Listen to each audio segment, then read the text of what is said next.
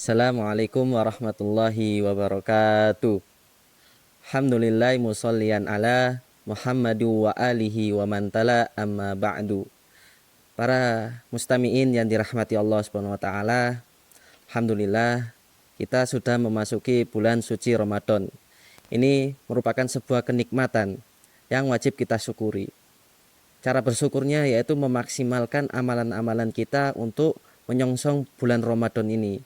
Mulai dari ibadah kita perbagus dan amalan-amalan seperti sedekah dan lain sebagainya.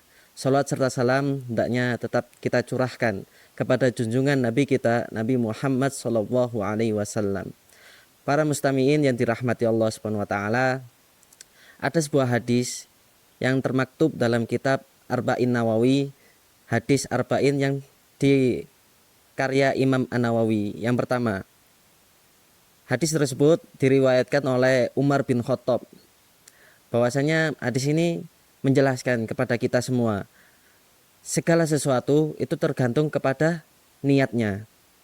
Dan seseorang itu akan mendapatkan apa yang sesuai diniatkannya.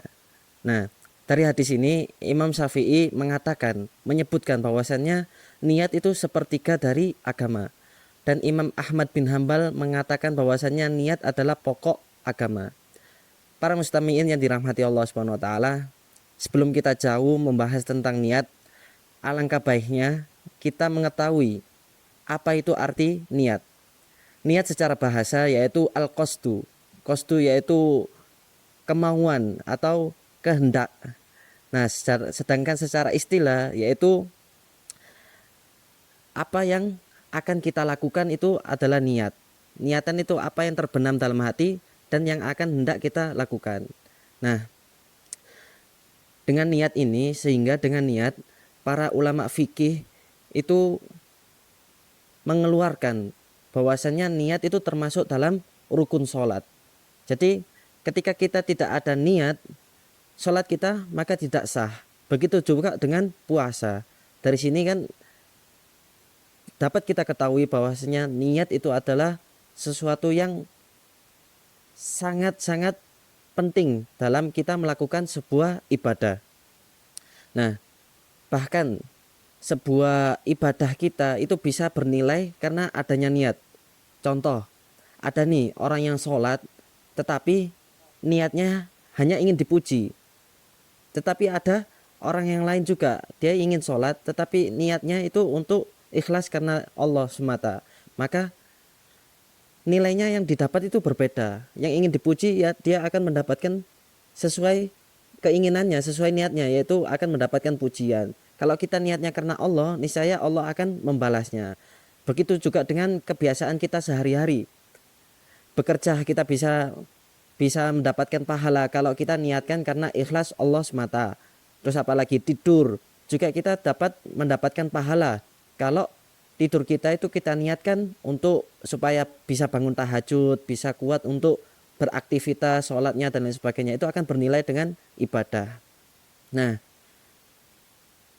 kita masukkan niat ini ke dalam ibadah puasa ya. Nah, ibadah puasa kan harus didahului dengan niat. Di sini ada dua perbedaan pendapat. Ulama Syafi'iyah, ulama Hambali, dan sebagian ulama Malikiyah itu berpendapat bahwasanya niat itu harus diperbarui setiap malamnya sebelum memasuki fajar. Nah, pendapat kedua, ada yang mengatakan, sebagian ulama Malikiyah mengatakan bahwasanya niat itu cukup sekali dalam bulan Ramadan, di awal bulan Ramadan. Jadi satu niat untuk mewakili 30 puasa kita di bulan Ramadan. Nah, untuk pendapat pertama berlandaskan dengan dalil hadis bahwasanya Rasulullah menyuruh kita untuk memperbarui niat sebelum masuk ke dalam fajar. Maksudnya sebelum masuk waktu untuk sahur, seperti itu. Nah, pendapat kedua berlandaskan atas argumentasi bahwasanya ibadah puasa itu adalah ibadah yang satu kesatuan.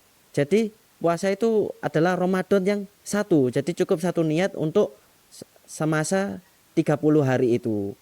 Nah, meskipun ada perbedaan pendapat nih mengenai niat. Jangan berkecil hati. Kita itu sebagai rahmat atas Allah bagi kita semua. Supaya apa? Toh dalil-dalil ini, pendapat-pendapat ini ada dalil-dalilnya masing-masing gitu kan. Jadi kita boleh untuk memakai pendapat yang kita yakini, madhab yang kita yakini. Begitu. Di akhir ini saya mengajak para mustamiin untuk bermuhasabah.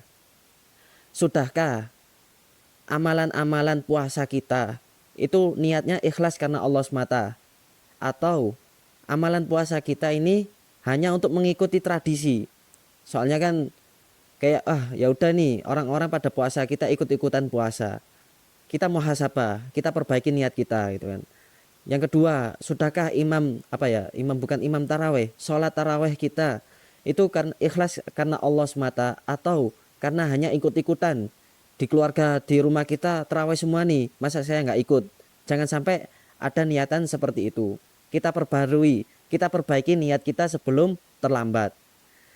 Jangan sampai amalan puasa 30 hari kita berpuasa, yang kita dapatkan bukan pahala, melainkan hanya haus dan dahaga. Jangan sampai itu terjadi kepada kita semua. Mungkin itu saja yang dapat saya sampaikan, kurang lebihnya saya mohon maaf.